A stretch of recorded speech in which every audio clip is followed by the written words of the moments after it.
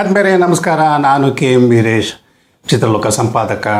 ಮೊದಲನೇದಾಗಿ ಎಲ್ಲರಲ್ಲೂ ನನ್ನ ಒಂದು ಪರ್ಸ್ನಲ್ ರಿಕ್ವೆಸ್ಟ್, ಯಾರ್ಯಾರು ಚಿತ್ರಲೋಕ ವಿಡಿಯೋಗಳ್ನ ನೋಡ್ತಾ ಇದ್ದೀರಿ ಅವರೆಲ್ಲ ಚಿತ್ರಲೋಕ ಯೂಟ್ಯೂಬ್ ಚಾನಲ್ನ ಸಬ್ಸ್ಕ್ರೈಬ್ ಮಾಡಿ, ಲೈಕ್ ಮಾಡಿ, ಶೇರ್ ಮಾಡಿ ಅಂತ ಮತ್ತೊಮ್ಮೆ ರಿಕ್ವೆಸ್ಟ್ ಮಾಡ್ತಾ, ಇವತ್ತು ನನ್ನ ಜೊತೆ ನನ್ನ ಪಕ್ಕದಲ್ಲಿದ್ದಾರೆ.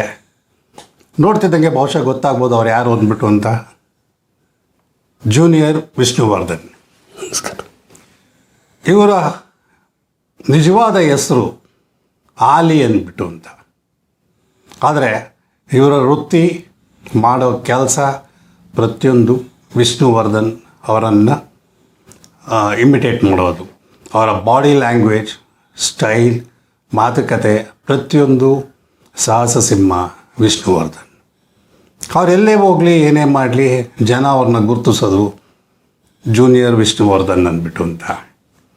ಆದರೆ ಒಂದು ಆತ್ಮೀಯ ಸ್ನೇಹಿತರೆ, ನಾನಿವತ್ತು ಇಲ್ಲಿ ಕೂತ್ಕೊಂಡು ಇವ್ರನ್ನ ಇಂಟರ್ವ್ಯೂ ಮಾಡ್ತಾ ಇರೋದು ಅವರು ಎಲ್ಲೆಲ್ಲಿ ಹೋಗಿ ಏನೇನು ಶೋ ಮಾಡಿದ್ರು ಅನ್ನೋದನ್ನಲ್ಲ.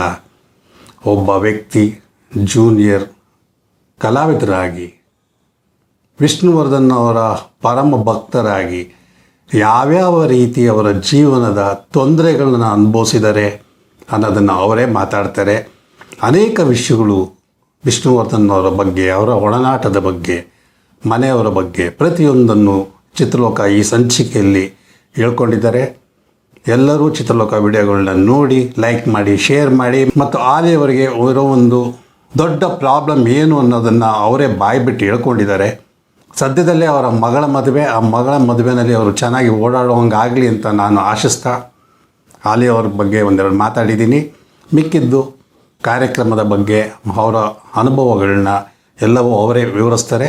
ಅದನ್ನು ನೋಡಿ ಆಲಿಯವರೇ, ಶೋನಲ್ಲಿ ಇನ್ನು ಮುಂದೆ ನಿಮ್ಮದು ನೀವು ಮಾತಾಡಿ. ನಮಸ್ಕಾರ. ನಮಸ್ಕಾರ.